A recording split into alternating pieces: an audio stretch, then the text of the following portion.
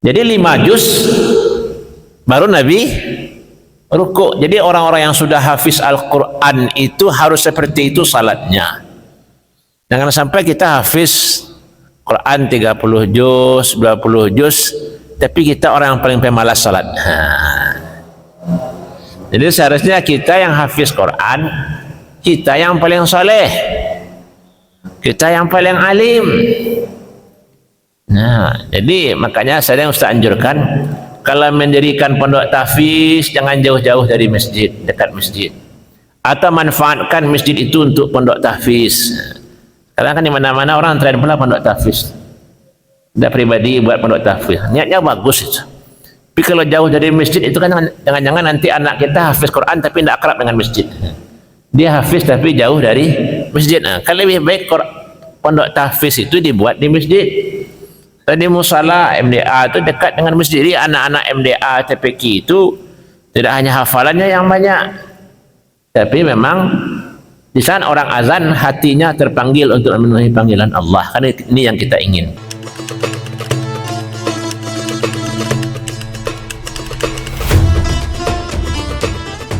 Bismillahirrahmanirrahim. Assalamualaikum warahmatullahi wabarakatuh. Alhamdulillahi Rabbil Alamin. Alhamdulillahilladzi waffaqana litafaqquh fi dinihil matin. Asyhadu an la ilaha illallah wahdahu la syarikalah wa asyhadu anna Muhammadan abduhu wa rasuluh. Allahumma shalli ala Muhammad wa ala alihi wa ashabihi wa man tabi'ahum bi ihsanin ila yaumiddin, amma ba'd. Jemaah rahimakumullah, kita lanjutkan bab salatut tatawwu', bab salat-salat sunat. Hadis 388, tapi penomorannya itu berbeda-beda ya, tidak sama ya. Dalam kitab lain hadis nomor 392, yaitu tentang 2 rakaat salat sebelum subuh. Ada yang mengasih judul bab berbaring selesai 2 rakaat fajar. Hadis Aisyah, an Aisyah qalat kana Nabi sallallahu alaihi wasallam idza shalla rak'atail fajri ittaja'a ala shiqqihil ayman. Adalah Rasulullah sallallahu alaihi wasallam selesai melaksanakan 2 rakaat sunat fajar berbaring di atas lambung kanannya. Hadis ini sahih, tidak diragukan lagi sahihnya. Tapi pandangan ulama atau terhadap fikih hadis ini berbeda-beda ya. Ada yang memahami ini dilaksanakan Nabi Muhammad SAW di rumah beliau ya. Bahkan seperti yang kita sampaikan sebelumnya, ada yang memahami ini menjelang dekatnya salat subuh. Karena antara azan dan qamat subuh di zaman Rasulullah jaraknya lama ya. Seperti di Mekah, di Madinah sampai saat ini, demikian juga sebagian masjid jaraknya mungkin 15 sampai 20 menit ya. Dari istilahnya 10 menit qamat. Ada yang menganjurkan, ada pula yang tidak menganjurkan. Dan di daerah kita ini tidak dibiasakan. Boleh jadi karena kita salat subuh, sunat subuhnya di masjid, tidak di rumah ya. Atau kalau kita praktekkan, jangan-jangan kita tertidur nanti. Tidak jadi salat subuh. Jadi banyak pendapat ulama dalam masalah hadis ini, meskipun hadis ini sahih. Inilah perlunya fikih dalam masalah agama. Di sini pun tidak dikomentari ya. Jadi kita lanjutkan saja. Hadis berikutnya, an Abi Hurairah qala qala Rasulullah sallallahu alaihi wasallam idza shalla ahadukum rak'ataini qabla salati subhi falyataji ala janbihil aiman. Apabila kamu telah melaksanakan salat sunat 2 rakaat sebelum subuh, maka berbaringlah ke sebelah kananmu, bersama dengan hadis sebelumnya. Kalau hadis sebelumnya menceritakan hadis Aisyah, maka hadis Abu Hurairah ini menganjurkan. Kemudian hadis berikutnya, bab nafilatul laili masna masna, salat malam itu dua-dua rakaat. An Ibnu Umar radhiyallahu anhu qala qala Rasulullah sallallahu alaihi wasallam, salatul laili masna masna, fa idza khasyiya ahadukum subha shalla rak'atan wahidatan tutiru lahu ma qad shalla. Salat malam itu dua-dua rakaat. Ya. Apabila kamu khawatir masuknya waktu subuh, ya, maka salat satu rakaat sebagai penutup salat sebelumnya atau sebagai salat witir. Ya. Dan riwayat lain, salatul laili wan nahar masna masna, salat siang dan salat malam itu dua-dua rakaat, maksudnya salat sunat. Ya. Ini menunjukkan bahwa yang lebih mulia itu salat malam itu memang dua-dua rakaat. Kalau termasuk bulan Ramadan, di Padang Panjang ini salat yang dua-dua rakaat tarawihnya di Islamic Center, di Masjid Usuluddin, Asyifa, ini ketua pengurusnya hadir. Kemudian juga di Masjid Mardiyah, mungkin Masjid Syatariyah, nah, itu yang dua-dua. Awal Islamik ini 44, 2018, 2019, 2020, 21, corona, nak larang tarawih. Dua-dua, mulai pula salat dua-dua, 23, kemudian dua-dua rakaat sampai terbiasa. Ya, moga-moga jadi daya tarik orang salat ke Islamik. Karena di tempat lain dua-dua, kadang ayatnya pendek-pendek lah, kan, tak terasa aja tarawih kan, cepat siapnya. Tapi kalau dua-dua kan agak lama. Nah, kita carikan pula imam yang bagus suaranya. Jadi dalam hadis memang seperti itu, salat malam itu dua-dua, itu yang lebih utama. Itu pula yang dikatakan oleh Rasulullah sallallahu alaihi wasallam, hadis muttafaqun alaih, diriwayatkan oleh Imam Bukhari dan diriwayatkan oleh Imam Muslim. Kemudian penutup salat malam itu adalah satu rakaat, itu yang dinamakan dengan salat witir. Hadis-hadis tentang tahajud kadang itu juga hadis-hadis yang terkait dengan salat tarawih. Karena kata-kata tarawih itu sendiri kan tidak ada dalam hadisnya. Yang ada salat malam, Nabi salat malam kemudian berjamaah, hanya ditinggalkan oleh Nabi, sahabat saja yang mengerjakannya. Jadi salat malam itu lebih mulia dua-dua rakaat. Berikutnya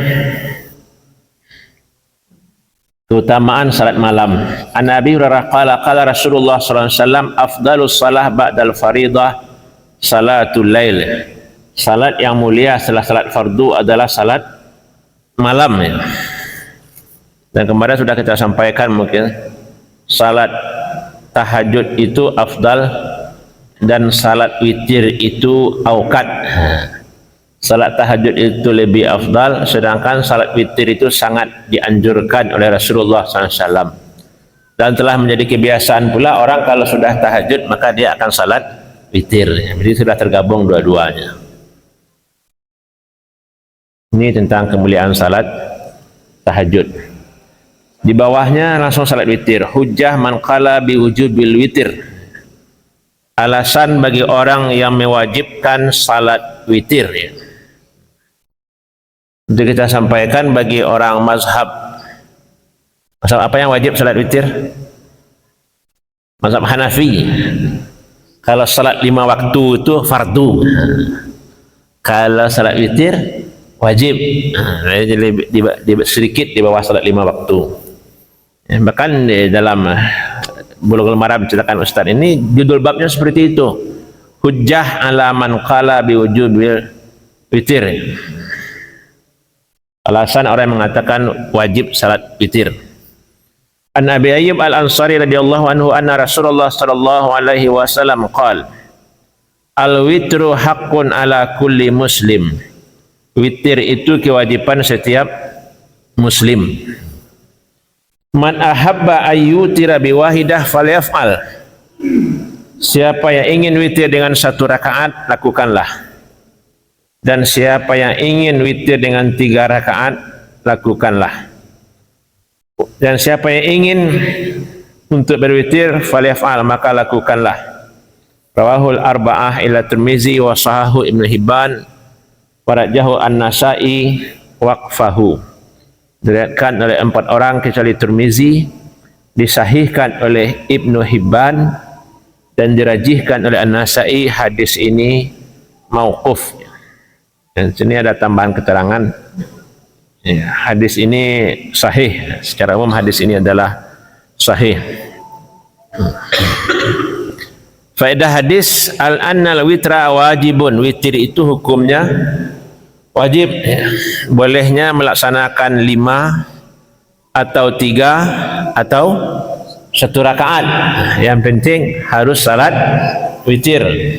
Ini alasan ulama atau orang yang berpendapat salat witir itu hukumnya wajib.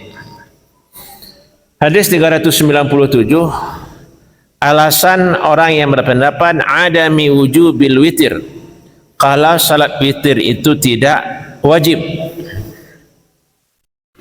An Ali ibn Abi Talib radhiyallahu anhu qala, dari Ali bin Abi Talib. Ali tidak banyak meriwayatkan hadis. Jadi sedikit hadis Ali, ini salah satunya. Laisal witru bihatmin kahayatil maktubah, walakin sunnah sannaha Rasulullah sallallahu alaihi wasallam. Rawahu An-Nasa'i wa Tirmizi wa hasanahu wal Hakim wa sahahahu. Tidaklah witir itu wajib seperti salat yang diwajibkan, tetapi dia sunnah yang disunahkan oleh Rasulullah sallallahu alaihi wasallam. Dan ini kata-kata Ali bin Abi Talib. Ini mungkin yang dijadikan alasan bahwa salat witir itu hukumnya tidak wajib, ya.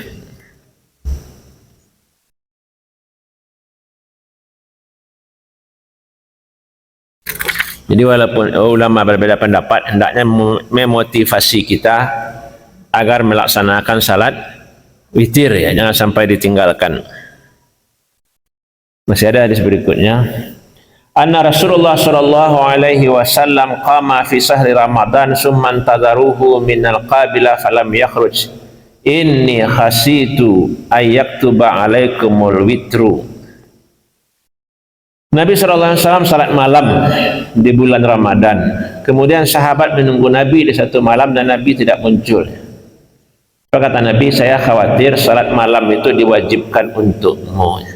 Jadi hadis tahajud itu jugalah hadis tentang witir. Perdebatan itu nanti masih adakah tahajud di bulan Ramadan bagi orang yang sudah tarawih, ya. Ini banyak pendapat ulama dalam masalah ini. Yang penting kalau kita menerima bolehnya salat sunat mutlak, kita ambil anjuran hadis Nabi, as-salatu khairu mawdu'in faman istata'a falyastaksir. Salat itu adalah sebaik-baik ibadah. Siapa yang mampu maka perbanyaklah.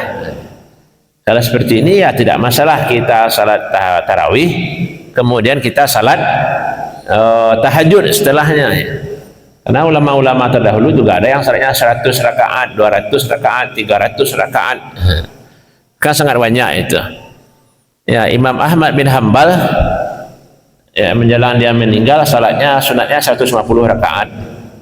Dan di saat dia sehat, hari-hari biasa, salat Imam Ahmad bin Hanbal itu 300 rakaat. Ini pentingnya memperbanyak salat sunat. Waktu salat witir. Qala Rasulullah sallallahu alaihi wasallam an Kharijah ibni Huzafah, namanya mirip-mirip muannas, mirip perempuan, ya. Tapi dia laki-laki, radhiyallahu anhu. Innallaha amadakum bisalatin hiya khairun lakum min humrin ni'am. Qulna wa ma hiya ya Rasulullah? Akan aku tunjukkan kepadamu salat yang lebih baik daripada unta merah. Unta merah itu adalah kendaraan yang paling mahal. Kalau sekarang berarti pesawat. Hari Al-Far. Ya, karena juga ada hadis lain, la ayyahdiallahu bika rajulan wahidan khairun laka min humurin ni'am. Andai Allah memberikan hidayah kepadamu melalui kamu terhadap seseorang, itu lebih baik bagimu daripada unta merah. Ya, berarti itu adalah kenderaan yang paling mahal, ya. Sama dengan salat witir ini. Ada salat yang lebih baik daripada unta merah. Apa itu ya Rasulullah? Al-witru, kata Nabi. Itu salat witir. Dari setelah Isya sampai terbitnya fajar. Berarti selesai salat Isya sampai terbitnya fajar. Itu waktu yang dianjurkan untuk salat witir. Kemudian ada hadis yang menguatkannya.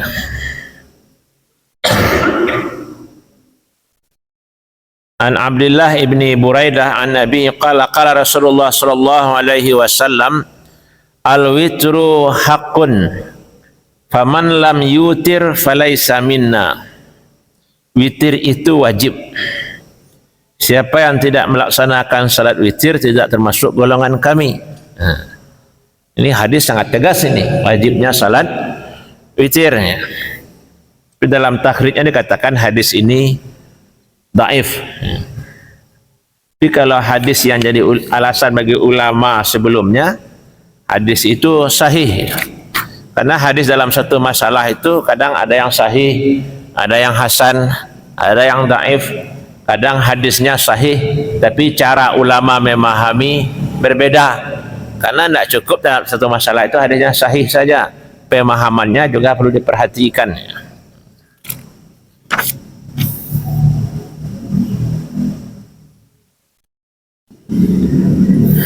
Baru bab an-naum qablal witir, tidur sebelum salat witir, liman ya'lam, bagi orang yang sudah tahu bahwa dia akan terbangun sebelum habisnya waktu witir. Nah, ini kan gambaran bahwa witir itu sangat penting, ya. Dibolehkan tidur sebelum witir bagi orang yang yakin dia akan terbangun sebelum subuh. Andai salat witir itu sunat biasa saja kan terserah mau tidur mau tidak tidur, ya.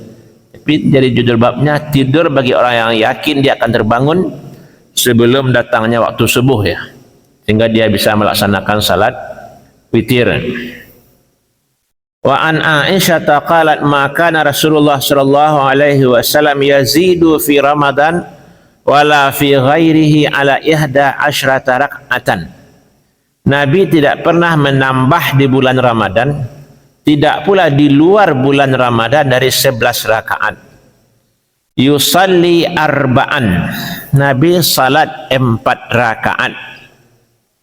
Fala tas'al an husnihinna wa tulihinna, jangan kamu tanya lagi bagaimana sempurnanya salat 4 rakaat itu dan bagaimana pula panjangnya bacaan Nabi. Jadi kalau 4 rakaat itu berarti bacaannya panjang, mungkin 1 halaman, 4 halaman. Kan orang beda-beda mengerjakan. Jadi di Temboro itu orang melaksanakan salat witir itu berkelompok-kelompok, ya. Ada salat witir, salat tarawih. Ada kelompok salat tarawih yang 30 juz satu malam.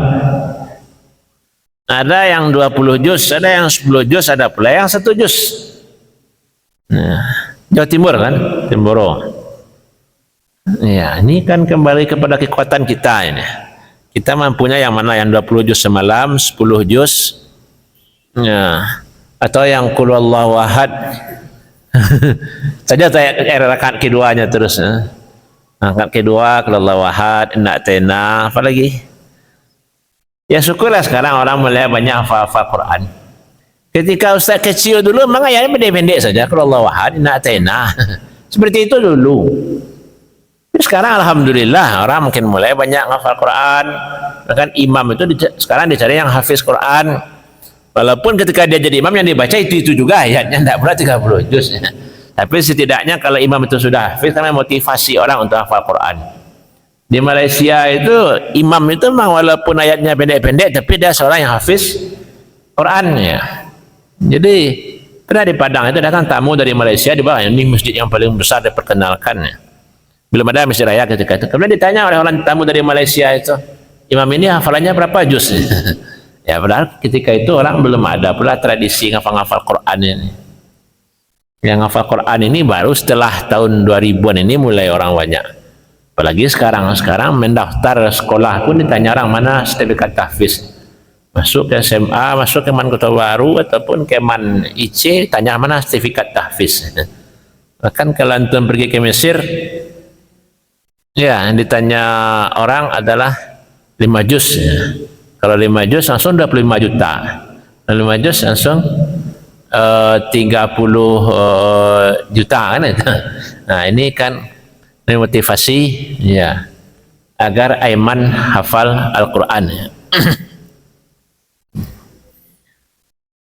Jadi Aisyah mengatakan Nabi itu salatnya 4 rakaat.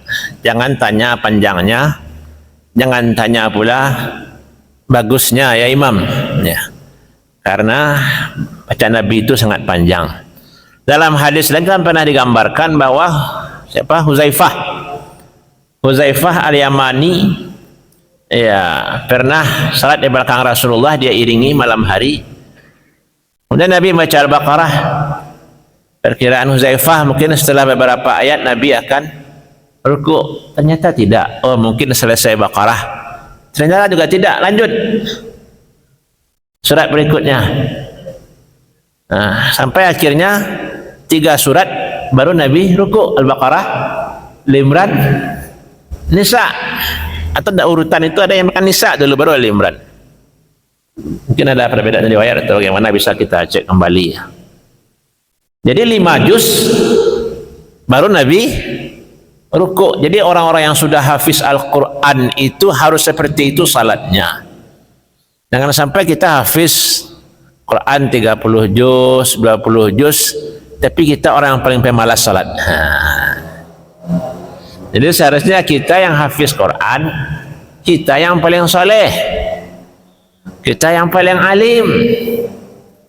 Nah, jadi makanya saya yang Ustaz anjurkan, kalau mendirikan pondok tahfiz jangan jauh-jauh dari masjid, dekat masjid. Atau manfaatkan masjid itu untuk pondok tahfiz. Karena kan di mana-mana orang tren pula pondok tahfiz. Tidak pribadi buat pondok tahfiz. Niatnya bagus itu. Tapi kalau jauh dari masjid itu kan jangan-jangan nanti anak kita hafiz Quran tapi tidak akrab dengan masjid. Dia hafiz tapi jauh dari masjid. Nah, kan lebih baik pondok tahfiz itu dibuat di masjid. Tadi musala MDA itu dekat dengan masjid. Jadi anak-anak MDA TPQ itu tidak hanya hafalannya yang banyak, tapi memang di sana orang azan hatinya terpanggil untuk memenuhi panggilan Allah. Karena ini yang kita inginkan. Ya, dalam Quran itu warka'u ma'arraki'in, rukuklah bersama orang-orang yang rukuk.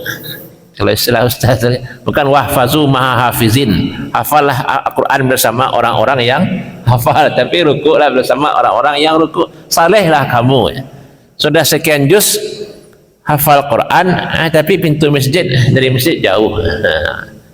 Ini harus bijaksana juga guru tahfiz, termasuk orang tua yang ingin anaknya hafal Quran, harus tanamkan kesalehan kepada anak. Kita wisuda tahfiz puluhan orang, hadir ratusan orang, tapi di masjid dia hilang. Kan aneh juga itu. Dah terlanjutkan. Summa yusalli arba'an. Kemudian Nabi salat 4 rakaat. Fala tas'al an husnihinna wa tulihinna. Jangan tanya tentang bagusnya, jangan tanya tentang panjangnya. Ditekankan lagi oleh Aisyah. Berarti salat Nabi ini berbeda dengan salat-salat biasanya. Yazidan, beda dengan salat-salat biasanya. Jadi 5 juz. Apalagi kita hubungkan dengan hadis Nabi itu salat malam sampai bengkak kakinya, sampai pecah tumitnya karena lama berdiri. Kalau ayat Nabi inna a'taina dan izazul, tidak mungkin pula bengkak tumit Nabi. Atau lillahi mafis inna fi khalqis dan sabbihis. Tidak mungkin kaki Nabi bengkak. Dan mungkin pula Nabi menggeser kaki Aisyah setiap akan sujud. Ya, kalau Nabi ngesar kaki Aisyah, sebaiknya Aisyah dah istirahat aja sebentar, Nabi akan salat. Tunggu Nabi 5 menit, pasti selesai salat kan. Bisa Aisyah tidur lagi. Tapi Aisyah itu kan digeser kakinya oleh Nabi ketika Nabi akan sujud. Jadi ini kan pelajaran juga untuk kita. Rumah Nabi itu sempit. Ukurannya 3x5 berapa? Sempit ukuran Nabi, tapi di rumah yang sempit itu Nabi melaksanakan salat tahajud bermunajat dengan begitu panjangnya, begitu indahnya. Rumah kita seperti itu lebarnya 10x10, 10x15. Nah, tapi bagaimana tahajud itu dilaksanakan di rumah kita? Jadi di rumah Nabi yang sempit sampai menggeser kaki Aisyah Nabi untuk salat, tetap Nabi tahajud. Jangan sampai rumah kita besar justru tidak ada yang tahajud. Jadi rumah tangga Nabi kan rumah tangga tauladan itu.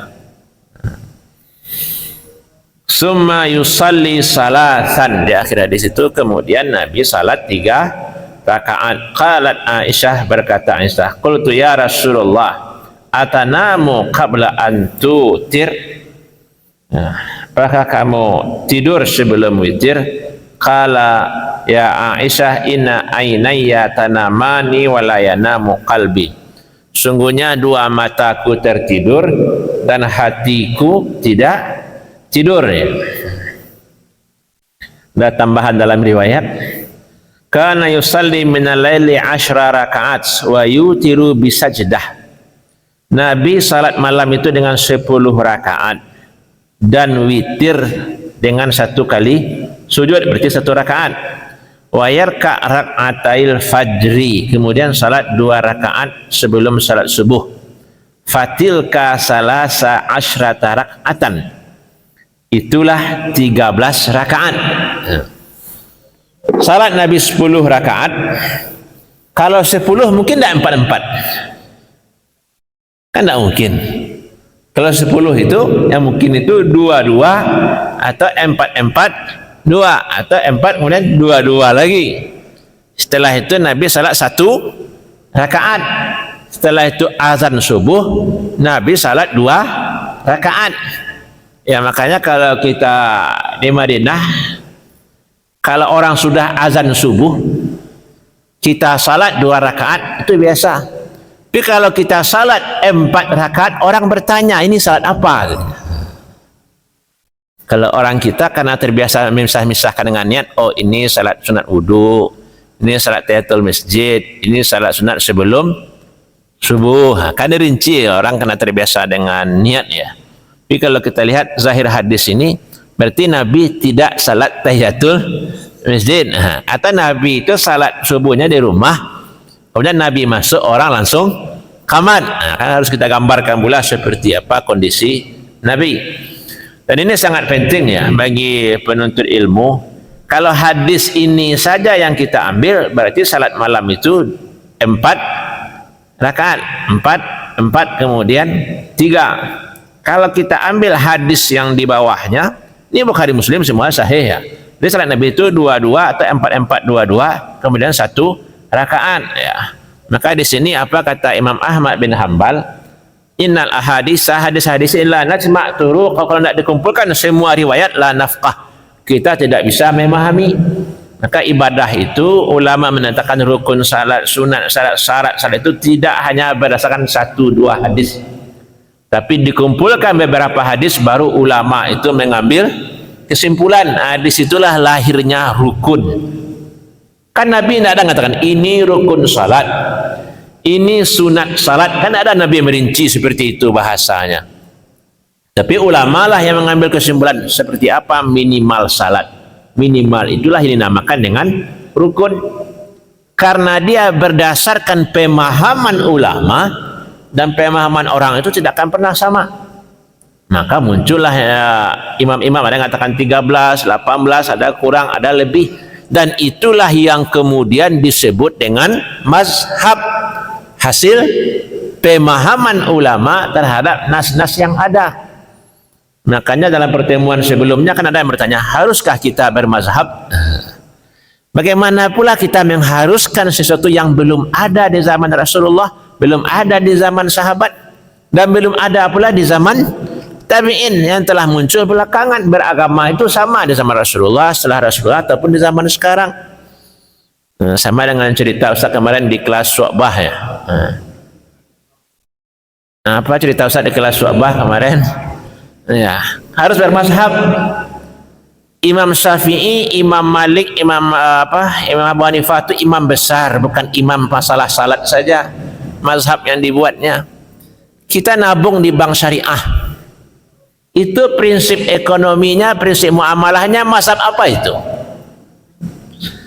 Kita nikah kawin hari ini warisan ke pengadilan agama Padang Panjang. Itu mazhab apa itu? Antum belajar faraid di lokal, tidak ada di situ masalah waris pengganti dan sejenisnya. Itu mazhab apa? Nah, jadi orang yang memaksa-maksakan harus mazhab kita harus jelas. Ya, tentu harus sampai ke masalah perbankan, masalah ekonomi, muamalah, masalah itu. Karena Imam Syafi'i, Imam Maliki jangan antum samakan dengan Ustaz kondang hari ini. Dengan bayangkan Imam Syafi'i itu siapa dengan Ustaz internet dengan Ustaz yang viral di Indonesia. Jangan antum samakan Abu Hanifah itu dengan ulama-ulama kondang hari ini. Kadang orang memperkecil imam mazhab tanpa dia sadari. Saya bayangkan Imam Syafi'i yang memiliki itu sudah 12 abad itu. Pendapat itu dalam berbagai masalah itu. Nah, ini yang perlu antum pahami ya. Jadi Ustaz heran juga ya, ceramah Ustaz di sini orang bertanya, haruskah kita bermazhab? Ceramah tempat lain itu juga orang bertanya, haruskah kita bermazhab? Maknanya mampu, nah itu. Kemudian pernah juga muzakarah di sini, kemana kita bertanya orang yang menguasai mazhab Syafi'i, anggaplah kita mazhab Syafi'i umpamanya. Ya, jadi dari narasumber ketika muzakarah itu, memang sulit kita harus dengan satu mazhab. Pertama yang ahli di bidang itu tidak ada. Jadi mungkin mazhabnya masalah salat saja. Mungkin orang yang baca fikih Syafi'i mendetail salat saja. Nah, tapi nanti dalam bab fatwa, bab fikih itu saling berkaitan itu. Karena mazhab itu metode memahami nas, baik yang bab salat, bab puasa, bab haji, terus bab selanjutnya saling terkait. Makanya nanti setelah sampai ke Timur Tengah, abang kuliah, dalamilah di situ. Ini sedikit ya masalah fikih hadis. Jadi hadis itu digabungkan semuanya baru diambil simpulan dan pemahaman, dan disitulah ulama itu kemudian berbeda-beda pendapatnya. Kita lanjutkan. Ya. Karena Rasulullah sallallahu alaihi wasallam yusalli minal lail salasa asyrata rak'atan yutiru min dzalika bi khamsin wa la yajlisu fi syai'in illa fi akhiriha. Dan Rasulullah sallallahu alaihi wasallam salat 13 rakaat, berwitir dengannya 5, dan Nabi tidak duduk kecuali pada akhirnya. 5 rakaat saja langsung, yang terakhirnya baru duduk. Dan jadi tata cara salat witir ini banyaknya disampaikan di dalam hadis. Ada variasi ibadah berdasarkan hadis-hadis Rasulullah sallallahu alaihi wasallam. Kemudian hadis Aisyah juga, min kulli lail qad autara Rasulullah sallallahu alaihi wasallam wa intaha witruhu ila sahar. Setiap malam itu Nabi telah melaksanakan salat witir, dan berakhir witirnya itu sampai menjelang sahur. Berarti Nabi itu salat witir kadang sebelum tidur. Nabi itu salat witir kadang wasatul lail, pertengahan malam. Kadang Nabi itu witir di akhir malam. Nah, jadi karena seperti itu perlu kita biasakan salat witir.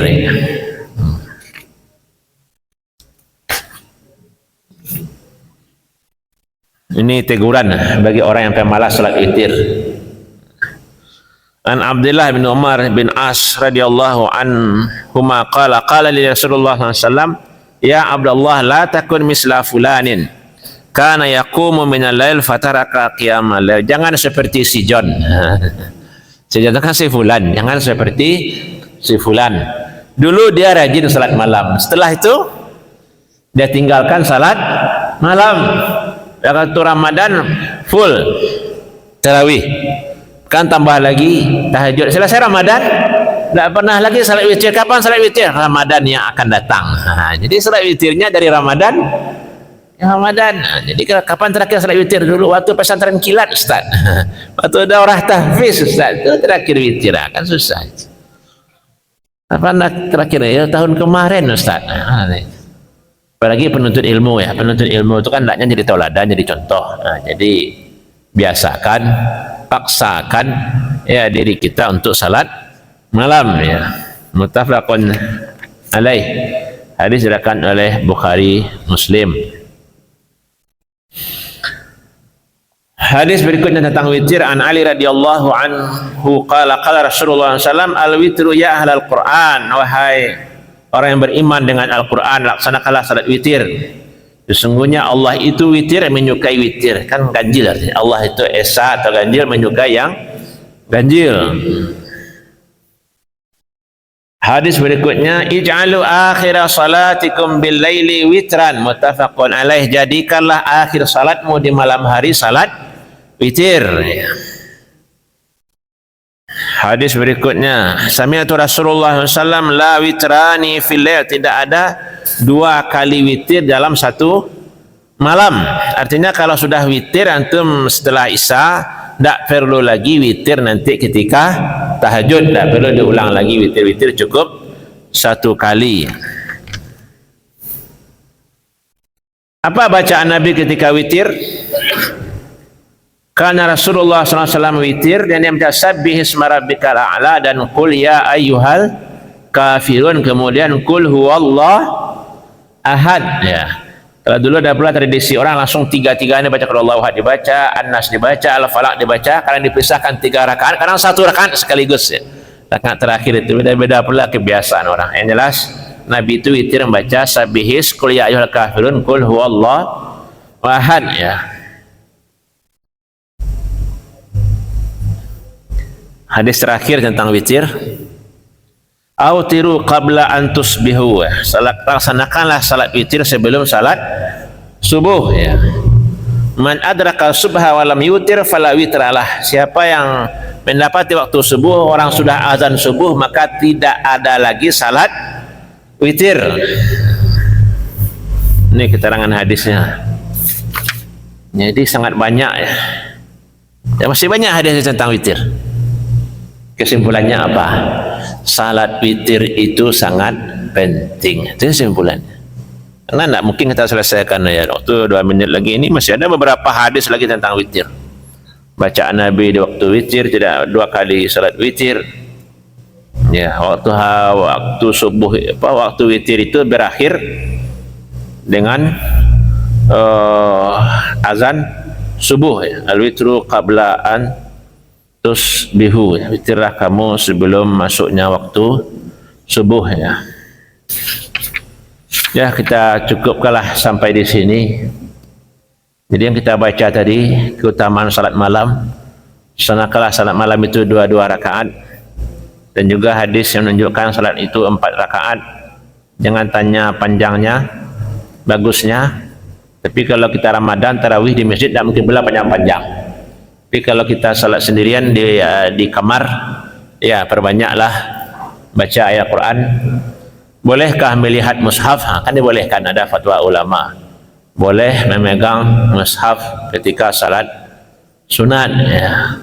Bahkan sekarang sudah ada pula orang menjual mushaf tahajud.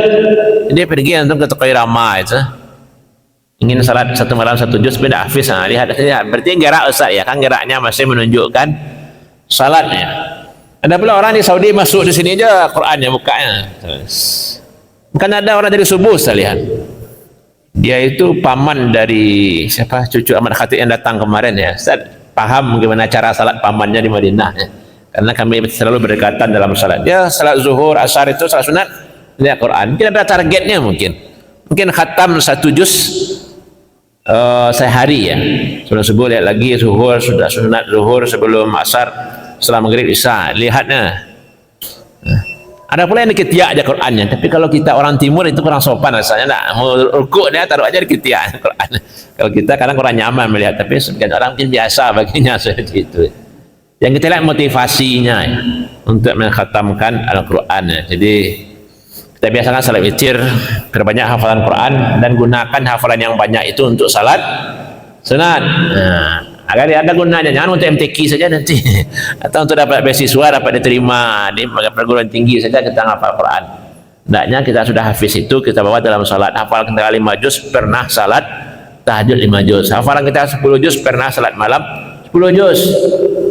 Jadi memang hafalan kita itu untuk Allah.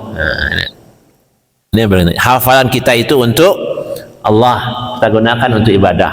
Yang nomor sekiannya baru MTQ, baru beasiswa, baru daftar masuk sekolah ini, sekolah itu. Yang pertamanya untuk Allah, untuk salat malam, karena Rasulullah pernah 1 rakaat itu 5 juz.